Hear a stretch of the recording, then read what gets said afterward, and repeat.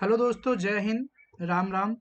स्वागत है आप सभी लोगों का हमारी क्लास में, जिसके अंतर्गत हम पढ़ रहे हैं एमपीपीएससी प्रीलिम्स की यूनिट नंबर 1। और यूनिट नंबर 1 के अंतर्गत मध्य प्रदेश इतिहास दिया हुआ है। और पहली वीडियो आप लोगों ने देख ली होगी, जो कि आपका मध्य प्रदेश इतिहास से ही संबंधित थी। और उसके अंतर्गत हमने जितने भी आपके स्वतंत्रता सेनानी हुए, जो कि जिन्होंने 1857 की क्रांति में भाग लिया था मध्य प्रदेश की ओर से, उनके बारे में देखा था।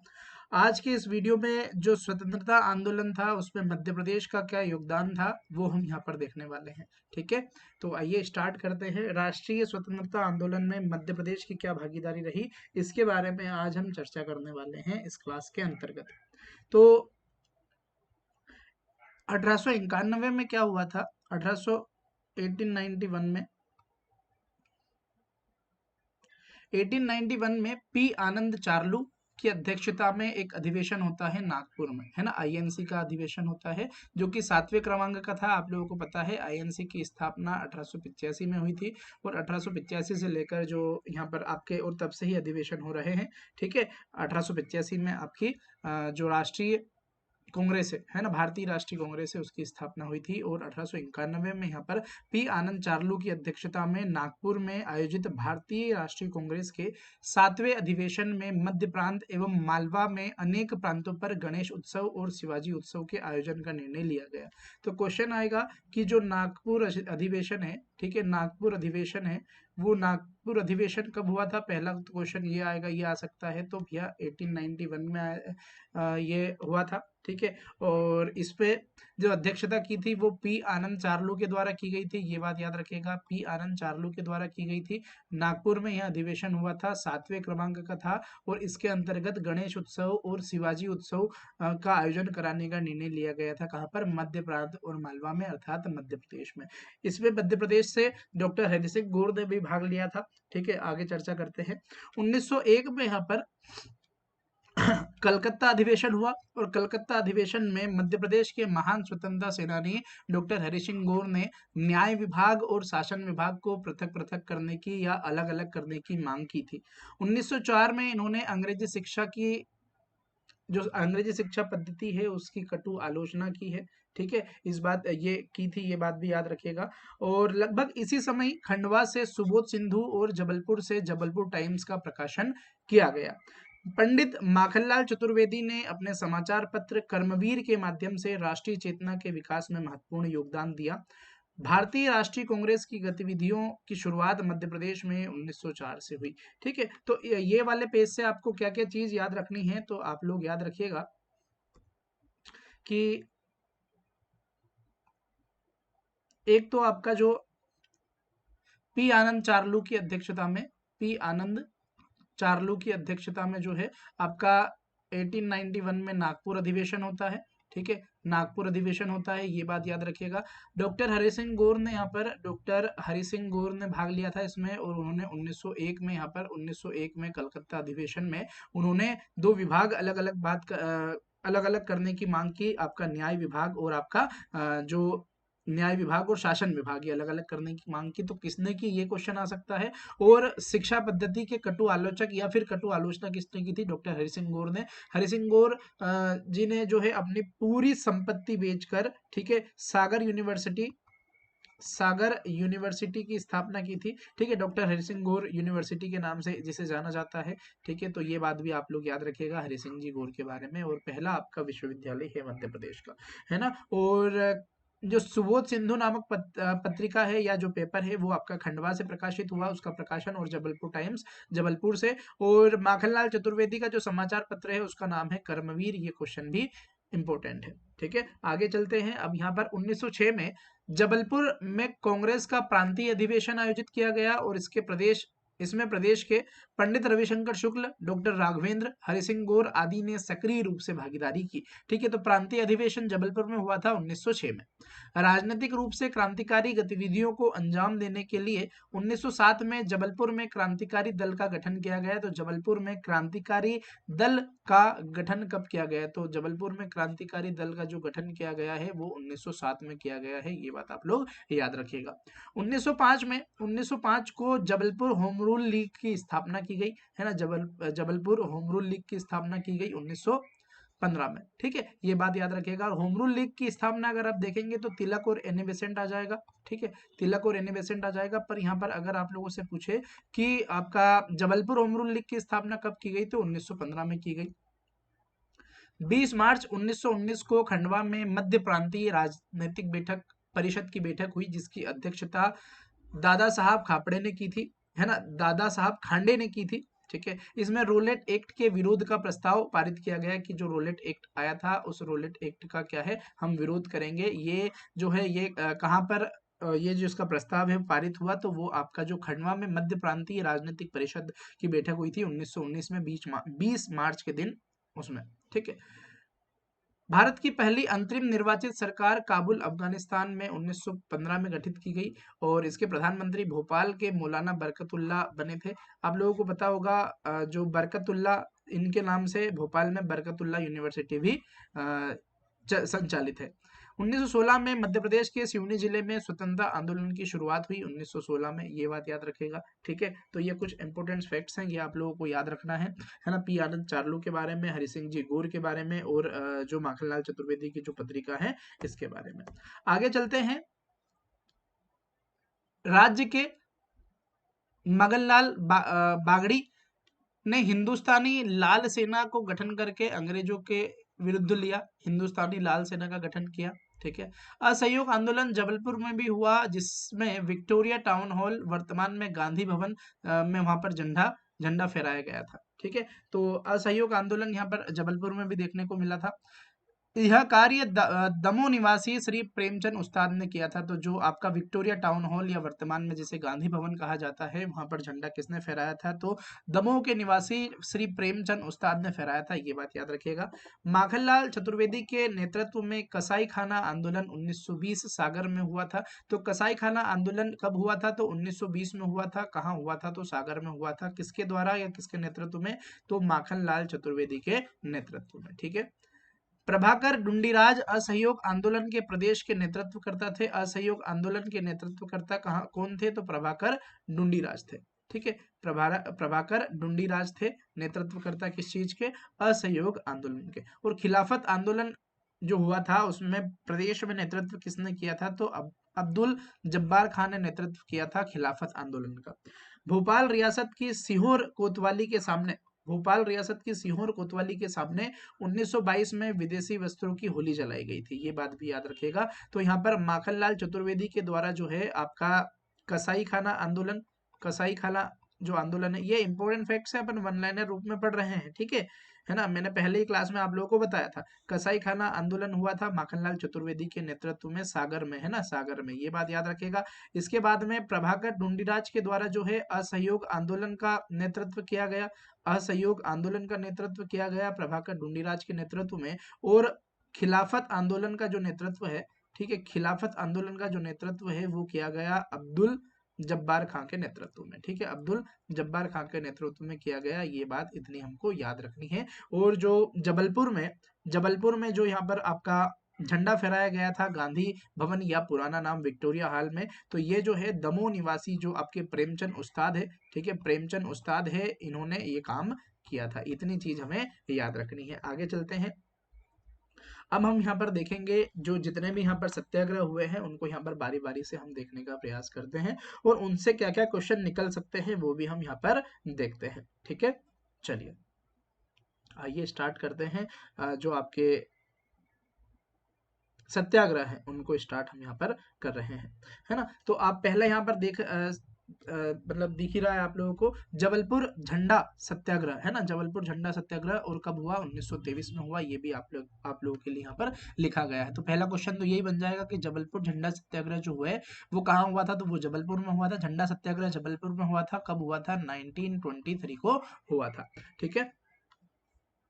असहयोग आंदोलन की तैयारी की जांच पड़ताल के लिए एक कांग्रेस समिति का गठन हुआ और वो समिति कहाँ पर आई, जबलपुर आई, जिसके नेता हकीम अजमल खां थे। हकीम अजमल खां थे, मतलब जो असहयोग आंदोलन होने वाला था, वो असहयोग आंदोलन की जांच पड़ताल के लिए एक समिति आई, जो आईएनसी की एक समिति आई, जो भी उन्होंने समिति गठित की थी, वो समिति कहाँ पर आई, वो समिति आई जबलपुर। और उस समिति के द्वारा जो है यहाँ पर क्या करना था, जांच पड़ताल करने का काम करना था। इसके नेता कौन थे, हकीम अजमल। ठीक है, हकीम अजमल ये इसके नेता थे, ये बात हमें याद रखनी है। जबलपुर कांग्रेस कमेटी ने अजमल खां के सम्मान में जबलपुर नगर पालिका भवन पर राष्ट्रीय तिरंगा ध्वज फहराने का निर्णय लिया। मतलब ये जो समिति हकीम अजमल खां के नेतृत्व में आनी थी, ठीक है, तो ये एक समिति आनी थी और जबलपुर में जो कांग्रेस कमेटी पहले से कार्य कर रही थी, इन्होंने एक सम्मान समारोह रखा यहाँ पर और सम्मान के रूप में इन्होंने जो आपका जबलपुर का नगर पालिका भवन है वहां पर तिरंगा ध्वज फहराने का निर्णय लिया। ठीक है, परंतु ये जो बात है, ये जो डिप्टी कमिश्नर थे उस समय ब्रिटिश हुकूमत के, उनको ऐसा लगा कि ये हमारा अपमान है, क्योंकि हमारे सामने वे क्या कर रहे हैं, तिरंगा फहराने का काम कर रहे हैं। तो उन्होंने आदेश दिया कि जो तिरंगा झंडा है, राष्ट्रीय तिरंगा झंडा है, उनको उसको उतार दिया जाए और उतार कर उसको पैरों से कुचला जाए। ठीक है, तो ब्रिटिश हुकूमत को इस अपमानजनक कार्यवाही के विरोध में, मतलब ये जो ब्रिटिश हुकूमत की जो मतलब इन्होंने ये जो आदेश दिया था उसकी कार्यवाही के विरोध में पंडित सुंदरलाल, सुभद्रा कुमारी चौहान, नाथुराम मोदी, नरसिंह दास अग्रवाल, लक्ष्मण सिंह चौहान आदि ने झंडे के साथ जुलूस निकाला और पुलिस ने सभी नेताओं को गिरफ्तार कर लिया और पंडित सुंदरलाल पर मुकदमा चलाकर उनको 6 मास के कारावास की सजा सुनाई गई। ठीक है, आई बात आप लोगों को समझ में। तो आप लोगों को ये मेंस के लिए इंपॉर्टेंट है, आपको ये नाम याद रखना है। अगर क्वेश्चन आ जाता है कि भाई जो आपका असहयोग आंदोलन की तैयारी के लिए जो जांच पड़ताल के लिए जो समिति जबलपुर आई थी, उसके नेता कौन थे, तो हकीम अजमल खां। ठीक है, इसके बाद में जो है किसको 6 माह की कारावास की सजा सुनाई गई थी जबलपुर झंडा सत्याग्रह के दौरान, तो वो पंडित सुंदरलाल को 6 माह की कारावास की सजा सुनाई गई थी, ये बात याद रखिएगा। और सभी नेताओं को गिरफ्तार कर लिया था। तो झंडा सत्याग्रह में किसने भाग नहीं लिया था, तो ये नाम याद रखिएगा, पंडित सुंदरलाल, सुभद्रा कुमारी चौहान, नाथुराम मोदी, ये जितने भी नाम यहाँ पर आप लोगों को दिख रहे हैं ये आ जाएंगे। तो ये आप लोग अच्छे से इनको याद रखिएगा। इनमें से क्वेश्चन आ सकता है कि जबलपुर झंडा सत्याग्रह में मध्य प्रदेश से के जबलपुर झंडा सत्याग्रह में किसने भाग नहीं लिया था। ठीक है, झंडा सत्याग्रहियों के गिरफ्तार के बाद प्रेमचंद सीताराम जाधव, है ना, छोगालाल स्वर्णकार टोडरलाल आदि ने टाउन हॉल पर झंडा फहराया और यहीं से झंडा आंदोलन की शुरुआत हुई। इस राष्ट्रीय अपमान के प्रतिकार स्वरूप कांग्रेस बजाज के नेतृत्व में इस आंदोलन का केंद्र ये जो नेतृत्व था ये किसके द्वारा, आपके जो बजाज के द्वारा नेतृत्व किया गया, है ना। और इस आंदोलन का जो केंद्र था वो नागपुर को बनाया। मतलब देखो स्टार्ट हुआ है जबलपुर से और धीरे धीरे ये क्या है, इसका जो स्वरूप है वो राष्ट्रीय लेवल पर चलेगा। ठीक है, राष्ट्रीय स्वरूप इसने राष्ट्रीय स्वरूप ले लिया, है ना। तो 13 अप्रैल 1923 को मंचेरसा आवारी के नेतृत्व में झंडा सत्याग्रहियों का पहला जुलूस नागपुर से निकाला गया।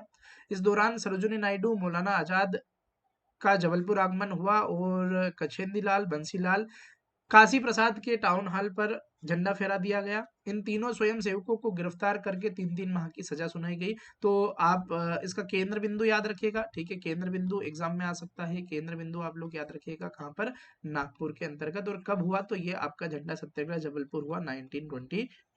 ठीक है, आगे चलते हैं। जंगल सत्याग्रह कब हुआ, तो जंगल सत्याग्रह 1930 में हुआ है। कहाँ पर, टूरिया जंगल सत्याग्रह, है ना, सिवनी जिले में। घोड़ा डोंगरी जंगल सत्याग्रह बैतूल के आदिवासियों के द्वारा किया गया। घोड़ा डोंगरी सत्याग्रह का संबंध बैतूल जिले से है, ये बात याद रखना है। टूरिया जंगल सत्याग्रह सिवनी। टूरिया जंगल सत्याग्रह 1930 में जो हुआ था वो दुर्गा शंकर मेहता के नेतृत्व में हुआ था। और उस समय दांडी मार्च दांडी मार्च भी हुआ था। दांडी मार्च के समय में ही यहाँ पर दुर्गा शंकर मेहता के नेतृत्व में हुआ था, ये बात याद रखनी है। और जो घोड़ा डोंगरी जंगल सत्याग्रह हुआ था जो कि बैतूल के अंतर्गत है, उसका उस सत्याग्रह का नेतृत्व किया था वो गंजन सिंह कोरकू के द्वारा किया गया था। ठीक है, गंजन सिंह कोरकू के द्वारा किया गया था। नमक सत्याग्रह की अगर हम बात करें तो 1930 में यहाँ पर जबलपुर में सेठ गोविंददास द्वारका प्रसाद मिश्र के नेतृत्व में 6 अप्रैल 1930 को नमक सत्याग्रह की शुरुआत हुई। तो नमक सत्याग्रह में मध्य प्रदेश के यहाँ पर कौन कौन लोग थे, तो सेठ गोविंददास और द्वारका प्रसाद मिश्र थे। ठीक है, 6 अप्रैल 1930 को नमक सत्याग्रह की शुरुआत की गई। और नमक सत्याग्रह के समय में सिवनी में है ना, मतलब ये तो कहाँ पर आपके जबलपुर में, और सिवनी की अगर बात करेंगे तो दुर्गा शंकर मेहता ने गांधी चौक पर नमक बनाकर सत्याग्रह किया था। पंजाब मेल हत्याकांड कब हुआ था, तो ये 1931 में हुआ था, खंडवा रेलवे स्टेशन से संबंधित था। पंजाब मेल हत्याकांड, ठीक है, खंडवा रेलवे स्टेशन। चलिए आगे चलते हैं। चरण पादुका संहार नरसंहार एमपीपीएससी प्रीलिम्स 2018 में आया हुआ प्रश्न है। ठीक है, तो चरण पादुका नरसंहार कब हुआ था, 1931 में हुआ था। कहाँ हुआ था, चरण पादुका नामक स्थान में, जो कि छतरपुर में है, वहां पर हुआ था, ये बात याद रखिएगा। इसमें 6 सेनानी शहीद हुए थे। ठीक है, मध्य प्रदेश का जलियांवाला बाग हत्याकांड के नाम से किसे जाना जाता है, चरण पादुका नरसंहार को। वहां पर एक सभा हो रही थी और आम सभा पर जो है अंग्रेज कर्नल फिशर ने यहाँ पर गोली चलाने के आदेश दिए थे, और वहां पर जो स्वतंत्रता सेनानी है वो कई वहां पर शहीद हुए थे। तो ये मध्य प्रदेश का जलियांवाला बाग हत्याकांड के नाम से जाना जाता है। 1931 में रतलाम में स्त्री सेवा दल की स्थापना हुई। स्त्री सेवा दल की स्थापना रतलाम में कब हुई, 1931 में। रतलाम में राष्ट्रीय आंदोलन का सूत्रपात स्वामी ज्ञानेंद्र की प्रेरणा से आरंभ हुआ, ये नाम याद रखिएगा। झाबुआ में कर वृद्धि विरोधी आंदोलन कब हुआ, 1935 में किया गया।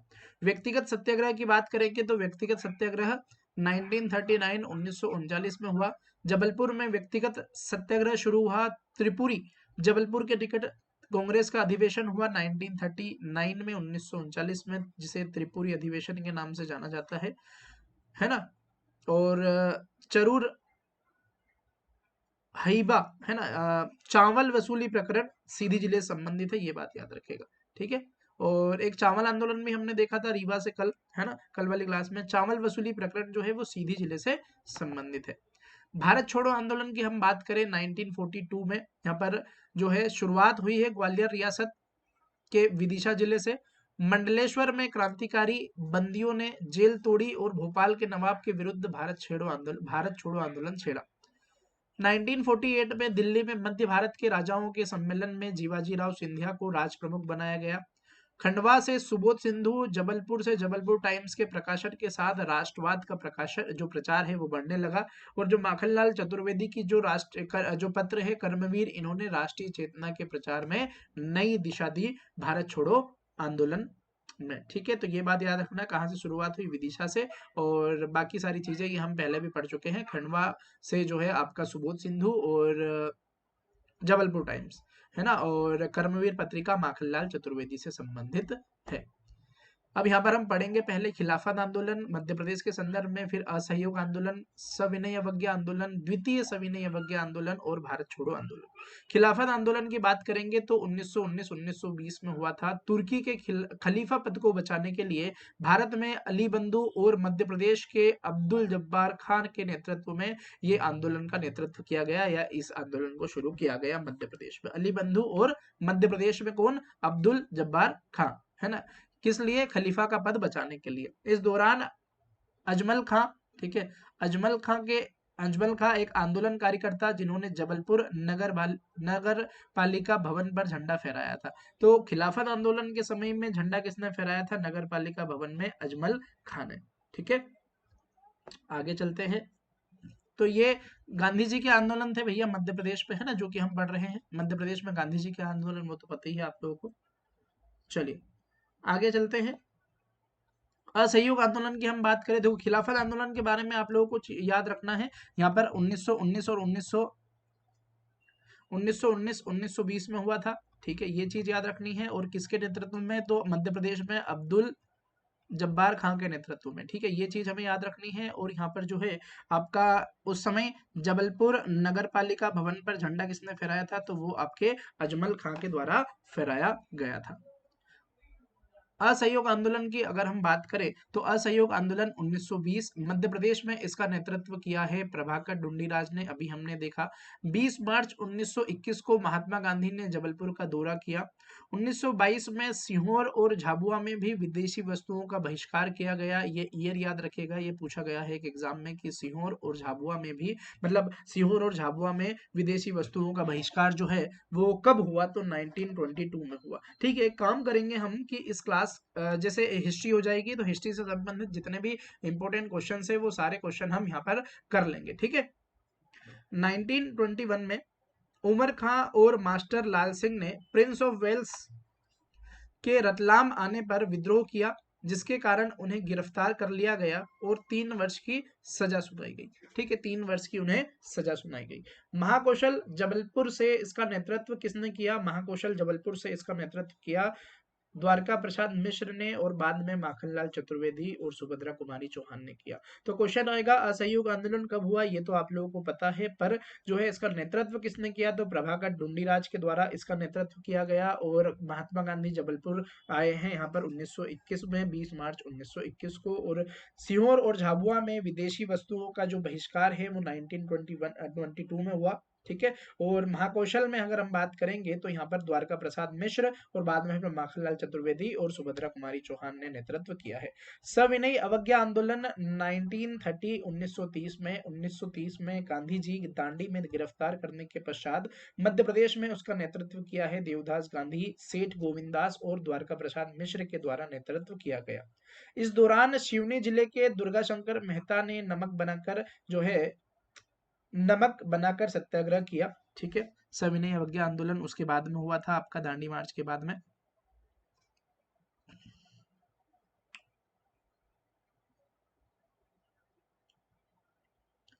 द्वितीय सविनय अवज्ञा आंदोलन 1932। द्वितीय गोलमेज सम्मेलन के असफलता के बाद गांधी जी ने 1932 में इस आंदोलन को चलाया और इसी दौरान 1933 में उन्होंने जबलपुर का दौरा किया। इस दौरान जबलपुर में हरिजन छुआछूत आंदोलन का विरोध गांधी जी के द्वारा किया गया। भारत छोड़ो आंदोलन 1942 मध्य प्रदेश में शुरुआत हुई 2 अक्टूबर 1942 विदिशा जिले से। ठीक है, विदिशा से, ये बात याद रखनी है हमें। एक मिनट रुकिएगा।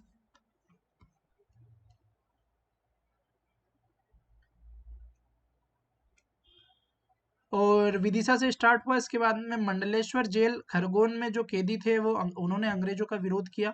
1942 में महात्मा गांधी ने जबलपुर में द्वारका प्रसाद मिश्र से मुलाकात की और इस आंदोलन को प्रभावी बनाया। डेट याद रखिएगा। ठीक है, और नेतृत्व किसने किया? गांधी जी ने यहाँ पर जबलपुर में ये द्वारका प्रसाद मिश्र से मुलाकात की और इस आंदोलन को प्रभावी बनाया। तो द्वारका प्रसाद मिश्र का भी यहाँ पर संबंध है, भारत छोड़ो में इन्होंने भी योगदान दिया था। ठीक है, भारतीय राष्ट्रीय कांग्रेस मध्य प्रदेश के संदर्भ में अगर हम देखें तो आईएनसी की स्थापना 1885 में बंबई में की गई, वर्तमान मुंबई में की गई। 1885 में 1885 में कांग्रेस के गठन के साथ ही मध्य प्रदेश की जनता ने उत्साहपूर्वक आंदोलन में प्रभावी भूमिका का निर्वहन किया और आईएनसी के साथ स्वतंत्रता की प्राप्ति तक संघर्ष किया। मध्य प्रदेश से संबंधित यहाँ पर कांग्रेस अधिवेशन, 4 अधिवेशन हमें देखने को मिलते हैं। कलकत्ता अधिवेशन 1886, नागपुर अधिवेशन 1891 का नागपुर अधिवेशन हमने पढ़ा है इसके बारे में। आपका 1893 का लाहौर अधिवेशन और 1939 का त्रिपुरी अधिवेशन जो कि जबलपुर के अंतर्गत हुआ था। ठीक है, कलकत्ता अधिवेशन की अगर हम बात करें तो 1886 में हुआ था। दादा भाई नौरोजी के द्वारा इसकी अध्यक्षता की गई थी और मध्य प्रदेश से बापूराव गंगाधर चिटनिस ने यहाँ पर इन्होंने भाग लिया था। ठीक है, ये बात आप लोग याद रखिएगा। नागपुर अधिवेशन 1891 में हुआ था। पी आनंद चार्लू ने इसकी अध्यक्षता की थी और मध्य प्रांत और मालवा में शिवाजी और गणेश उत्सव मनाने की अनुमति मिली थी। कहां से? आपके नागपुर अधिवेशन से। लाहौर अधिवेशन 1893 को हुआ था जो कि दादा भाई नौरोजी की अध्यक्षता में हुआ था और इसमें डॉक्टर हरि सिंह गौर ने भाग लिया था। मध्य प्रदेश से डॉक्टर हरि सिंह गौर ने भाग लिया था। त्रिपुरी अधिवेशन की अध्यक्षता सुभाष चंद्र बोस के द्वारा की गई थी और बाद में अध्यक्षता उन्होंने छोड़ दी थी और फॉरवर्ड ब्लॉक की फिर स्थापना की थी, है ना, फॉरवर्ड ब्लॉक की फिर स्थापना उन्होंने की थी।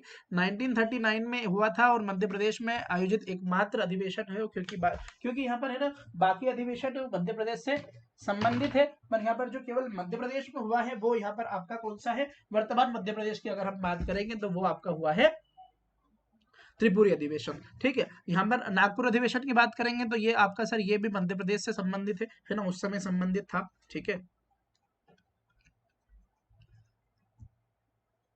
शहीद, अब यहाँ पर हम जितने भी राष्ट्रीय स्वतंत्रता आंदोलन में मध्य प्रदेश के जो यहाँ पर प्रमुख व्यक्तित्व है उनके बारे में यहाँ पर पढ़ने वाले हैं, है ना, सारी कहानी लिखी है पर जो इंपॉर्टेंट फैक्ट्स हैं वो मैं आप लोगों को बता दूंगा, वो हमको याद रखने जो है, जो भी फैक्ट्स आपको याद रखने हैं वो यहाँ पर हम आपको बता देंगे। शहीद गुलाब सिंह की अगर हम बात करें तो मध्य प्रदेश के महाकौशल क्षेत्र के वीर शहीद गुलाब सिंह का जो जन्म हुआ वो 1942 के स्वतंत्रता आंदोलन से घनिष्ठ रूप से जुड़ा हुआ है। ठीक है, मतलब इनका जो नाम है वो स्वतंत्र मतलब इससे जुड़ा हुआ है 1942 के स्वतंत्रता आंदोलन से।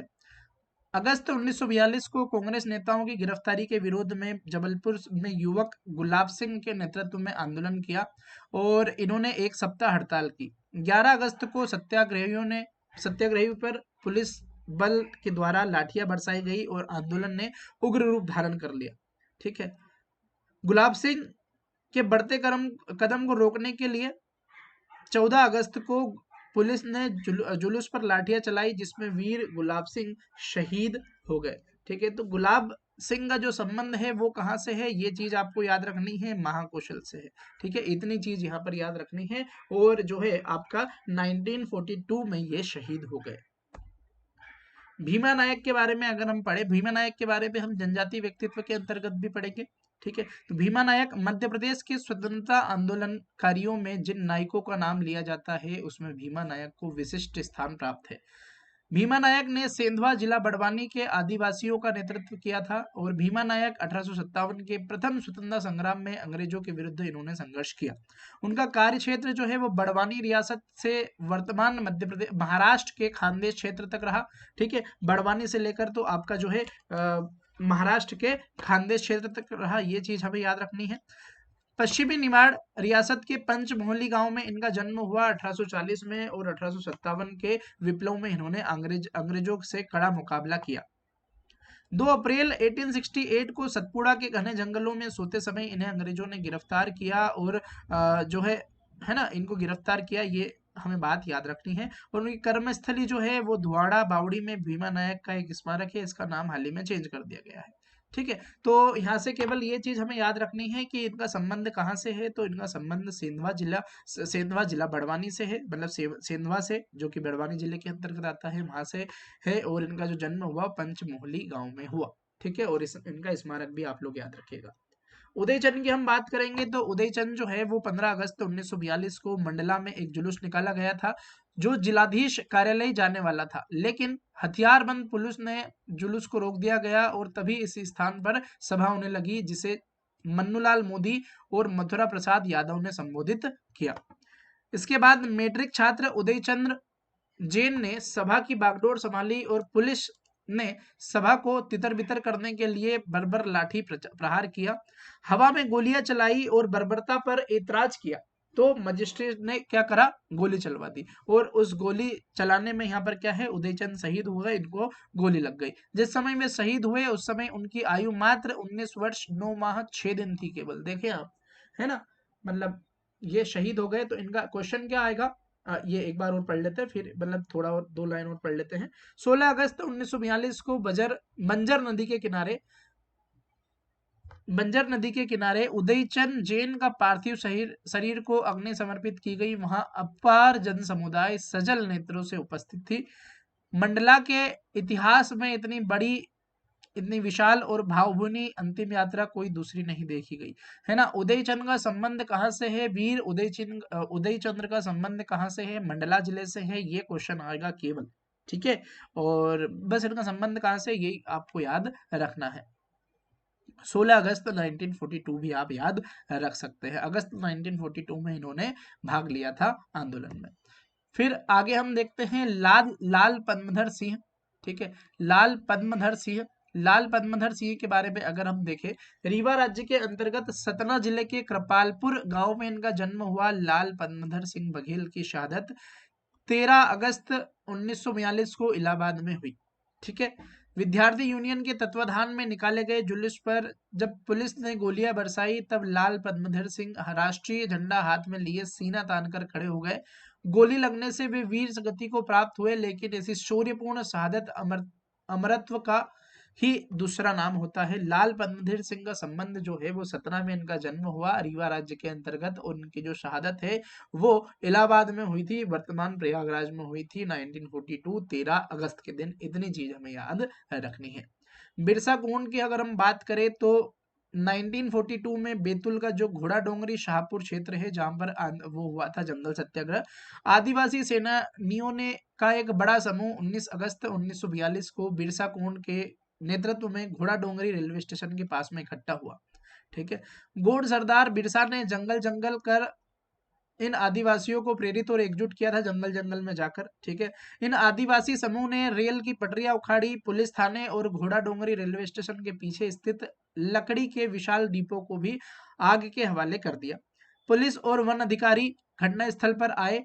पुलिस ने बिना चेतावनी दिए गोलियों की बौछार कर दी, जिसके कारण बिरसा कोंड की जो आपके घटना स्थल पर ही इनकी शहादत हो गई। और उसके बाद में जो है बिरसा कोंड की मृत्यु के बाद में कारावास हुई थी। ठीक है। घटना स्थल पर शहादत हो गई। ठीक है ना, ये रहने देना, गलत टाइप हो गया है। तो बिरसा कोंड का संबंध कहाँ से है, तो जो घोड़ा डोंगरी जंगल सत्याग्रह हुआ था बैतूल के अंतर्गत, वहां से है। ठीक है। इतनी चीज हमें याद रखनी है, एग्जाम के लिए ये इंपॉर्टेंट हो जाएगा। महादेव तेली का संबंध बैतूल जिले से है। इन्होंने यहाँ पर जो पट्टन बाजार में जो पट्टन बाजार में एक बाजार लगा हुआ था, प्रभात पट्टन में बाजार लगा हुआ था 1942 में, जिसमें आसपास बड़ी संख्या में गांव के लोग मौजूद थे, पुलिस भी वहां मौजूद थे। भारत छोड़ो आंदोलन में की उमंग में लोगों ने तय कर लिया था कि पुलिस वालों की वर्दी उतारकर उन्हें खादी वस्त्र धारण कराएंगे, और आंदोलन के नारे गुंजाती हुई भीड़ ने सचमुच पुलिस वालों की वर्दी उतरवा दी और उन्हें खादी के कपड़े पहनने के लिए विवश कर दिया। इसी बीच मुल्ताई से पुलिस के और जवान आ पहुंचे और वहां पर गोली चला दी, और उसमें महादेव तेली का स्वतंत्रता की वेदी पर यहाँ पर क्या हो गया, बलिदान हो गया। तो महादेव तेली का संबंध जो है वो कहाँ से है, तो वो बैतूल से है। पट्टन बाजार में जो है यहाँ पर वहां पर इनकी घटना, मतलब वहां पर इनको गोली लगी थी, ये बात याद रखना है। ठीक है। कहाँ पर है, बैतूल के अंतर्गत। ठीक है। और क्वेश्चन ये भी आ सकता है, ये भी आया है कि कौन से जिले में जो है पुलिस वालों की वर्दी उतराकर उनको खादी वस्त्र धारण करने के लिए या खादी वस्त्र के कपड़े पहनने के लिए विवश किया गया था, तो वो बैतूल जिले में। ठीक है। महादेव तेली का संबंध बैतूल जिले से है। चंद्रशेखर आजाद की अगर हम बात करें तो इनका जन्म हुआ है 23 जुलाई 1906 को मध्य प्रदेश के अलीराजपुर जिले में। वर्तमान अलीराजपुर जिले के जो भाबरा गांव है उसका भी नाम अब आजाद नगर हो गया है, उसके गांव में, मतलब वहां पर इनका जन्म हुआ। इनके पिता का नाम सीताराम और माता का नाम जगरानी देवी था। ठीक है। बचपन का नाम इंपॉर्टेंट है भाई। जन्म कब हुआ, 23 जुलाई 1906 को इनका जन्म हुआ। कहाँ हुआ, तो अलीराजपुर के भाबरा गांव में इनका जन्म होता है। बचपन का नाम इंपॉर्टेंट है। बचपन का नाम, इनका जो नाम है वो पंडित हरिशंकर ब्रह्मचारी था, लेकिन गिरफ्तार होने पर इन्होंने न्यायालय में अपना नाम क्या बताया था, आजाद बताया था। ठीक है। 17 साल की आयु में वे अपनी माँ से काशी में संस्कृत पढ़ने की आज्ञा मांग कर चले गए थे, है ना। और परंतु घर से निकलकर गांधी जी के साथ में क्या करा, उन्होंने सत्याग्रह आंदोलन में शामिल हो गए। इस आंदोलन में भाग लेने के कारण उन्हें गिरफ्तार किया गया, और जब वो गिरफ्तार हुए तो उन्होंने अपना नाम आजाद बताया, पिता का नाम स्वतंत्रता और निवास स्थल बताया, क्या निवास स्थान बताया उन्होंने, जेल। इस पर क्रोधित होकर मजिस्ट्रेट ने उन्हें 15 बेत मारे जाने की सजा दे दी। प्रत्येक बेत पर वे वंदे मातरम और महात्मा गांधी की जय हो के नारे लगाते रहे। इस घटना ने उन्हें काफी लोकप्रिय बना दिया था। चंद्रशेखर आजाद जन्म इंपॉर्टेंट है, बचपन का नाम इंपॉर्टेंट है, इसी नाम से उन्होंने क्रांतिकारी गतिविधियां भी की हरिशंकर ब्रह्मचारी के नाम से। ठीक है। ये बात आपको याद रखना है, और ये डेट याद रखना है 23 जुलाई 1906। मध्य प्रदेश का गठन अगर हम यहाँ पर देखें तो मध्य प्रदेश का जो वर्तमान स्वरूप है ना, मध्य प्रदेश का वर्तमान स्वरूप जो आज हम, है ना, ये मध्य प्रदेश का गठन हम अगली क्लास में कर लेंगे। ठीक है। अभी आप यहाँ तक रहने दो। ठीक है। और मध्य प्रदेश का गठन यहाँ पर हम इसके अलावा क्या करते हैं, यहाँ पर इतिहास, ये इतिहास से संबंध, चलो ठीक है कर ही लेते हैं। मध्य प्रदेश का गठन, मध्य प्रदेश का वर्तमान स्वरूप आज हमें भारत की राजनीतिक मानचित्र पर दिखाई देता है, वह एक लंबी प्रक्रिया का परिणाम है। ठीक है, ये तो पता ही है आप लोगों को, लंबी प्रक्रिया का परिणाम है। हम मध्य प्रदेश का गठन करेंगे कल, है ना, अगले वीडियो में कर लेंगे। और इसके अलावा आज हम यहाँ पर क्या कर लेते हैं, जो आपका इतिहास से संबंधित जितने भी यहाँ पर इंपॉर्टेंट फैक्ट्स हैं आपके, वो हम यहाँ पर देख लेते हैं। ठीक है ना, ये आपका मध्य प्रदेश का गठन हम आपका जो जब दूसरे टॉपिक्स करेंगे, अभी ये इतिहास से संबंधित है नहीं। ठीक है, तो हम ये अभी ये कर लेते हैं यहाँ पर जितने भी महत्वपूर्ण फैक्ट्स है, तो आपका जो एमपी हिस्ट्री से संबंधित जो भी टॉपिक है वो आपका कवर हो जाएगा। देखो, ये कोई ना कोई एग्जाम में मध्य प्रदेश की किसी न किसी एग्जाम में आए हुए प्रश्न हैं, जो कि हमने यहाँ पर वन लाइनर रूप में आप लोगों के लिए लिख दिए हैं, जिससे आपको बहुत फायदा होने वाला है ना। अच्छे से सुनिएगा, यहाँ से क्वेश्चन आने की प्रबल संभावना है। 10 क्वेश्चन आते हैं, 2-3 क्वेश्चन यहाँ से आप लोगों के आ जाएंगे। ठीक है, चलिए तो शुरू करते हैं।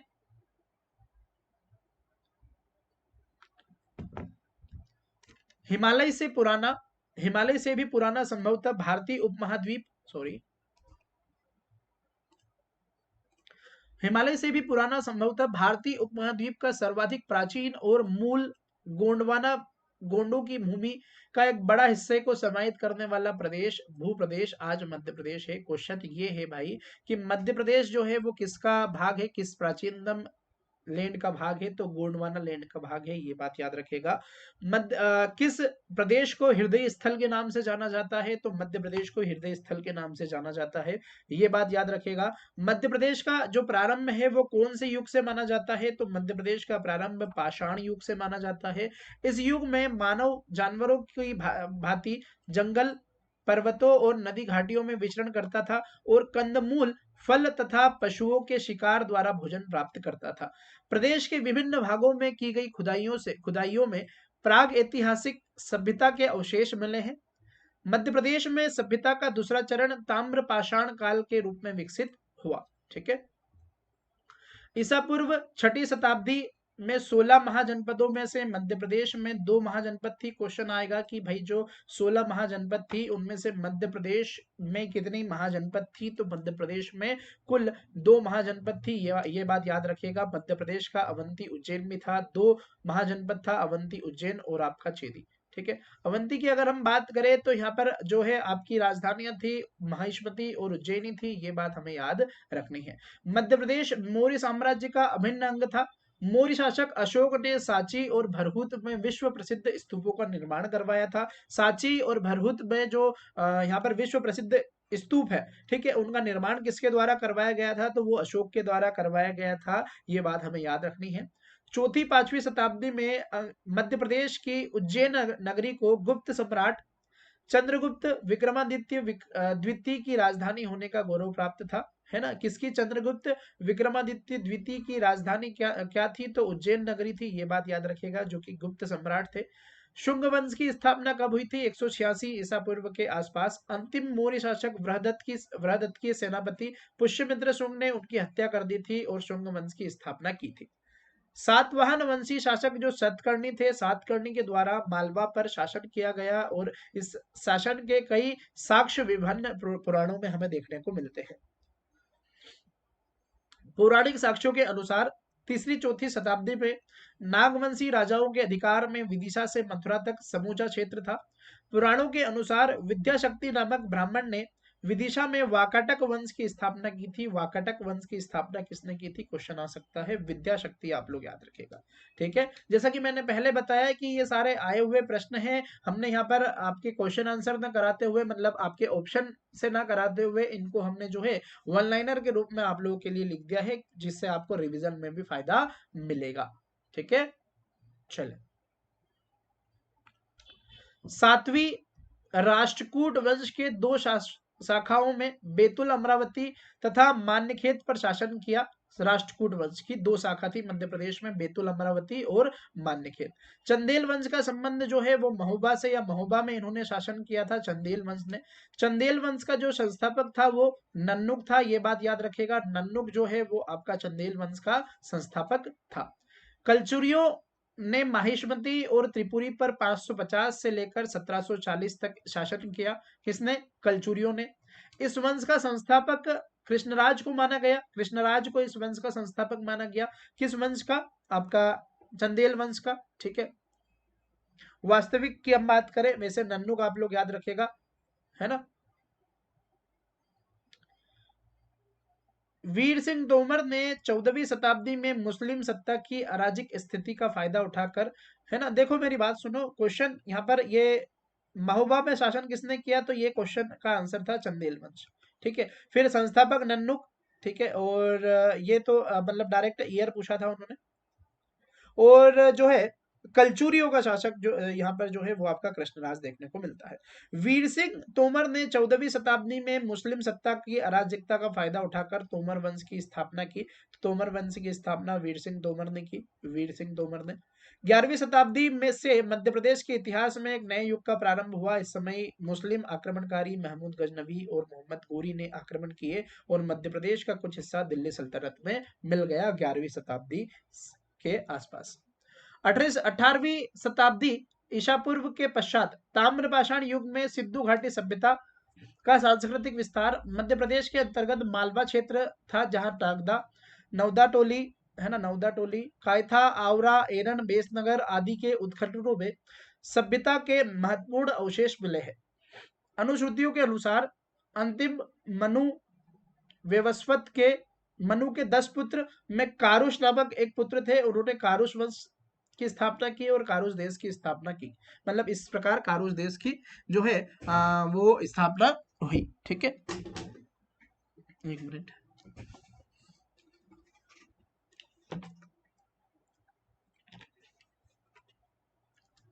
कारुष देश जो है मध्य प्रदेश के वर्तमान में रीवा के आसपास या बघेलखंड क्षेत्र में देखने को मिलता है। तो क्वेश्चन अगर आ जाए कि कारुष जो देश है या कारुष वंश है वो मध्य प्रदेश के किस क्षेत्र में था, तो यहाँ पर बघेलखंड।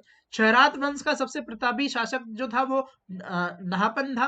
ठीक है, नहापन था, और नहापन का साम्राज्य में उसका राज्य उत्तरी कोंकण से लेकर काठियावाड़ और मंदसौर, उज्जैन, अजमेर तक फैला हुआ था नहापन का। ठीक है, कादरमक वंश का संस्थापक चष्टन था, ये बात भी याद रखेगा, ये क्वेश्चन आपके वनडे एग्जाम में पूछे गए हैं। तो शहरात वंश का नहापन और कादरमक वंश का चष्टन। टालमी के अनुसार चष्टन की जो राजधानी थी वो क्या थी? उज्जैनी थी।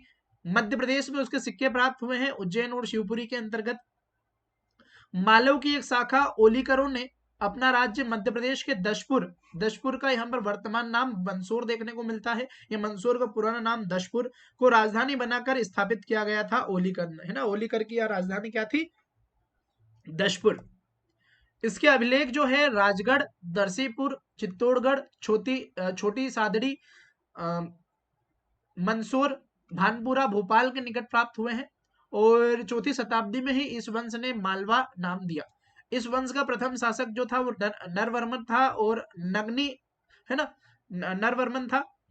अग्निकुंड से अपनी उत्पत्ति मानने वाला मालवा का परमार शासक एक प्रतापी राजवंश रहा है, जिसका उदय 9वीं शताब्दी के पूर्वार्ध में हुआ। उपेंद्र या कृष्णराज परमार राजवंश का संस्थापक था, है ना। परमार वंश का जो संस्थापक है वो आपका उपेंद्र या उपेंद्र कृष्णराज रहा है। सियक द्वितीय के राज्य त्याग के पश्चात उनका पुत्र जो वाकपति मुंज था उसका उत्तराधिकारी हुआ, है ना। किसका? उपेंद्र का। वाकपति मुंज। मुंज अत्यंत पराक्रमी, कुशल प्रशासक और विद्या प्रेमी शासक था।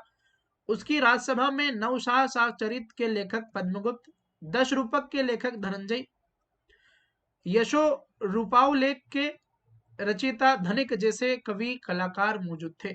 मुंज के उत्तराधिकारी उसके छोटे भाई सिंधुराज ने नागवंशी शासक बस्तर क्षेत्र में, मतलब जो बस्तर क्षेत्र से संबंधित नागवंशी शासक है, उनको युद्ध में सहायता देकर उनके पुत्र शशि प्रभा से विवाह किया था। किसने?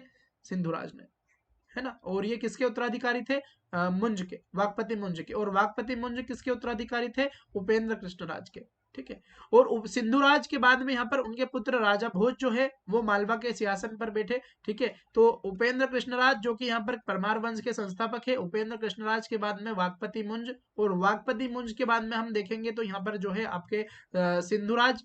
ठीक है, ये इनके छोटे भाई थे। और सिद्धूराज के बाद में उनके पुत्र राजा भोज, ठीक है, जिन्होंने जो है भोपाल की स्थापना की थी। ये क्वेश्चन आपका एग्जाम में आया था, पता होगा आप लोगों को, है ना। तो राजा भोज जो है 1000 से 1055 ईस्वी तक मालवा के सिंहासन पर बैठे। और ये नवसा साक्चरित के जो लेखक है, ये यहाँ पर मुंज के वाकपति मुंज के टाइम पर रहे हैं, उनकी राजसभा में। नवसा साक्चरित के जो लेखक है वो पद्मगुप्त है। 10 रूपक के धनंजय और यशो रूपावलेख के रचयिता धनक है।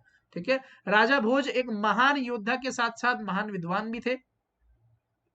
कलचुरियों की प्राचीन, अच्छा ये जितने भी यहाँ पर आपके जैसे परमार हो गया, चंदेल हो गया, ये जितने भी यहाँ पर जो आपके वंश है, राजवंश है, इनको एक अलग अलग वीडियो आएगा, जैसे परमार वंश का अलग, चंदेल वंश का अलग, इस प्रकार। और यहाँ से क्वेश्चन आपको देखने को हर साल मिलते हैं। ठीक है। कलचुरियों की प्राचीन जो राजधानी थी वो महेश्वती थी, जहां से ये लोग छठी ईसा पूर्व में शक्तिशाली हुए। इस वंश के सर्वप्रथम ज्ञात शासक कृष्णराज 550 से 575 तक के चांदी के सिक्के बेसनगर, तेवर और पट्टन से प्राप्त हुए हैं। गुलाम वंश के सुल्तानों में इल्तुतमिश सबसे प्रभावी सुल्तान था। उसने सन 1228 में सिंध को अपने राज्य में मिलाने के पश्चात मध्य प्रदेश के मांडू, ग्वालियर, मालवा और उज्जैन को भी जीत लिया तथा नर्मदा नदी तक अपने साम्राज्य का विस्तार कर लिया था। इल्तुतमिश ने मालवा में मुसलमानों का अधिकार जो है वो 1310 में हो गया और 1305 में अलाउद्दीन खिलजी ने वहां के शासक महलक देव को पराजित करके मालवा का प्रांतपति आइनुल मुल्क मुल्तानी को नियुक्त किया था। तुगलक वंश का प्रथम बादशाह गयासुद्दीन तुगलक था। उसके पुत्र मोहम्मद तुगलक का सन 1339 में चंदेरी, बदायूं और मालवा को उन्होंने जीता, है ना, मोहम्मद तुगलक ने। 1542 में शेरशाह ने मालवा पर अधिकार कर लिया और 1543 में रायसेन के किले पर अपना आधिपत्य जमा लिया। 1542 में शेरशाह सूरी ने मालवा पर आक्रमण किया। ये सीधे मतलब मालवा पर अधिकार किया। सीधे सीधे क्वेश्चन है ये, किसने किया, कब किया और कहां पर किया, है ना, तो ये सारी चीज आप लोग याद रखेगा। 1543 में रायसेन के किले पर भी उन्होंने अपना आधिपत्य स्थापित किया। किसने? शेरशाह सूरी ने। ठीक है। कहां पर? मालवा, उसके बाद में रायसेन। अकबर के काल में मालवा का जो शासक था वो बाज बहादुर स्वतंत्र होने का प्रयास कर रहा था, परंतु अकबर ने उसे सन 1562 में हराकर मालवा पर अधिकार कर लिया। 1564 में रानी दुर्गावती को पराजित करके गोंडवाना विजय अकबर द्वारा की गई। मध्य प्रदेश के सीधी, मंदसौर, खंडवा को पूर्व पाषाणकालीन युग का माना जाता है। मध्य प्रदेश में धारवाड़ क्रम की चट्टानें बालाघाट, चिल्पी है ना, जबलपुर, सागर श्रेणी और रीवा ग्रेनाइट में पाई जाती है। मध्य प्रदेश में कुड़प्पा क्रम की जो चट्टानें हैं वो ग्वालियर के बीजापुर, पन्ना और छतरपुर में पाई जाती है। मध्य प्रदेश में नर्मदा घाटी क्षेत्र में महेश्वर, नौदा टोली, ठीक है, नौदा टोली क्षेत्र में सिंधु सभ्यता और ताम्रपाषाण संस्कृति के प्रमाण मिलते हैं। वैदिक काल, दक्षिण पथ और रेवोत्तर के रूप में मध्य प्रदेश का उल्लेख मिलता है। मतलब ये तीनों नाम है आपके वैदिक काल में, दक्षिणापथ और रेवोत्तर के रूप में यहाँ पर मध्य प्रदेश का उल्लेख मिलता है, इंपॉर्टेंट है। नर्मदा नदी के तट पर महर्षि अगस्त्य ने के नेतृत्व में यदु नामक कबीला और श्रापित 50 पुत्र आदि आकर बसे। कहां पर? आपके नर्मदा नदी के तट पर, महर्षि अगस्त के नेतृत्व में। मध्य प्रदेश के महापाषाणकालीन स्मारक सिवनी और रीवा जिले से प्राप्त हुए हैं। मध्य प्रदेश के वतन काशी, चेदी, कारुष और दशाई आदि क्षेत्रों में महाभारत के युद्ध का उल्लेख मिला है। ठीक है, तो ये महाभारत युद्ध का उल्लेख ये क्षेत्र में मिला है, ये हमें याद रखना है। इसके अलावा जो है ये मध्य प्रदेश का नाम जो आपके वैदिक काल में क्या क्या मिला है, एक तो आपका दक्षिणापथ के अलावा रेवोत्तर। ठीक है, दक्षिणापथ के अलावा रेवोत्तर। ठीक, आगे चलते हैं। मौर्यकालीन सभ्यता के अवशेष मध्य प्रदेश के दतिया जिले के अशोक के गुर्जरा अभिलेख से देखने को मिले हैं। ठीक है, तो गुर्जरा अभिलेख का संबंध अशोक से है और मध्य प्रदेश के दतिया जिले से है। मौर्यकालीन सभ्यता के अवशेष यहाँ से प्राप्त हुए हैं। अशोक ने सांची के स्तूपों का निर्माण करवाया और विदिशा के व्यापारी की पुत्री श्रीदेवी से विवाह किया था। इंपोर्टेंट है, नाम पूछा जा सकता है। उनकी पत्नी का नाम क्या था? सांची के स्तूपों का निर्माण किसने करवाया था? पुष्यमित्र शुंग ने विदिशा को अपनी राजधानी बनाया और सांची स्तूपों के तोरण द्वार बनाए थे। सांची के स्तूप का निर्माण अशोक ने करवाया था। तोरण द्वार जो है वो शुंग वंश के शासक जो है पुष्यमित्र शुंग ने बनाया। इनकी जो राजधानी थी पुष्यमित्र शुंग की, वो थी आपकी विदिशा। ठीक है, विदिशा इनकी क्या थी? राजधानी थी। चंद्रगुप्त विक्रमादित्य ने पाटलिपुत्र के अलावा चंद्रगुप्त विक्रमादित्य ने पाटलिपुत्र के अलावा उज्जैनी को भी अपनी राजधानी बनाई थी। गुप्त काल में उदयगिरी की गुफा और तिगवा का वैष्णो मंदिर का निर्माण हुआ, गुप्त काल में, याद रखेगा, है ना। 3 नंबर में भी आ सकता है, गुप्त काल के मंदिरों या फिर उसकी स्थापत्य का वर्णन करे, या 3 नंबर मतलब वर्णन क्या मतलब नाम लिखे तो ये लिख सकते हैं। बाणभट्ट की कादंबरी के अनुसार हर्षवर्धन ने विंध्य और नर्मदा के उत्तरी भाग में शासन स्थापित किया था। कादंबरी के लेखक बाणभट्ट। परमार वंशीय राजपूत राजा भोज जो राजा भोज है, एक प्रतापी शासक थे। प्रतापी राजा के साथ साथ वे कुशल योद्धा और प्रकांड विद्वान माने जाते हैं। इन्होंने भोपाल के निकट भोजताल और भोजपुर नगर बसाया था। विश्व में प्रसिद्ध खजुराहो मंदिरों का जो निर्माण है वो राजपूत युग में चंदेल वंशी शासकों के द्वारा करवाया था। मांडू के शासक होशंग शाह हैं। उन्होंने मध्यकाल में होशंगाबाद शहर की स्थापना की, जिसका हाल ही में नाम चेंज कर दिया गया है, नर्मदापुरम कर दिया है। ठीक है। बाबर ने ग्वालियर, चंदेरी, कालपी आदि पर 1526 में पानीपत के द्वितीय युद्ध द्वारा अधिकार कर लिया था, बाबर के द्वारा। शेरशाह ने मालवा पर अधिकार करके सुजात खां को यहाँ का सूबेदार बनाया, और शेरशाह की मृत्यु के पश्चात मालवा पर बाज बहादुर ने अपनी स्वतंत्र सत्ता स्थापित कर ली, लेकिन अकबर ने इसे पराजित करके मालवा को पुनः अपने राज्य, मतलब अकबर ने अपने राज्य में मिला लिया। ठीक है। शेरशाह से जो है वो आपके बाज बहादुर ने, और बाज बहादुर के बाद में यहाँ पर अकबर ने जो है अपनी सत्ता स्थापित कर लिया, मालवा को आपके अपने राज्य में मिला लिया अकबर ने। इंदौर में होलकर रियासत और ग्वालियर में सिंधिया घरानों ने अपना प्रभुत्व स्थापित कर लिया था, तथा अंत तक यहाँ शासन किया था। अंत तक मतलब जब तक कि ये सारी रियासतों का एकीकरण करके ये भारत संघ में नहीं मिल जाती तब तक। मालवा के सुल्तानों ने मांडू में अनेक प्रसिद्ध इमारतों का निर्माण करवाया, जैसे जहाज महल, हिंडोला महल, रूपमती का महल। ठीक है। इसके अलावा जामा मस्जिद और होशंग शाह का मकबरा। फिरोज शाह तुगलक ने सेवक मलिक राजा ने फिरोज शाह तुगलक के सेवक मलिक राजा ने 1370 ईस्वी में फारूकी वंश की स्थापना की, जिसका शासन निमाड़ जिले के ताप्ती घाटी तक था। रामायण काल में यदुवंशी नरेश मधु और जो दंडकारण्य के शासक थे अयोध्या नरेश दशरथ के समकालीन थे, जबकि महाभारत काल में यदुवंशी नरेश नील, विद और अनुविद क्रमशः अनूप, अवंती और विदिशा के शासक थे। क्वेश्चन आएगा कि भाई कौन से मध्य प्रदेश के शासक थे जो कि अयोध्या नरेश दशरथ के समकालीन थे, तो यदुवंशी नरेश मधु। इसके अलावा नील जो थे वो अनूप के, विद जो थे वो अवंती के, और अनुविद जो थे वो विदिशा के शासक थे। महाभारत काल में यदुवंशी शासक की हम बात यहाँ पर कर रहे हैं। मध्य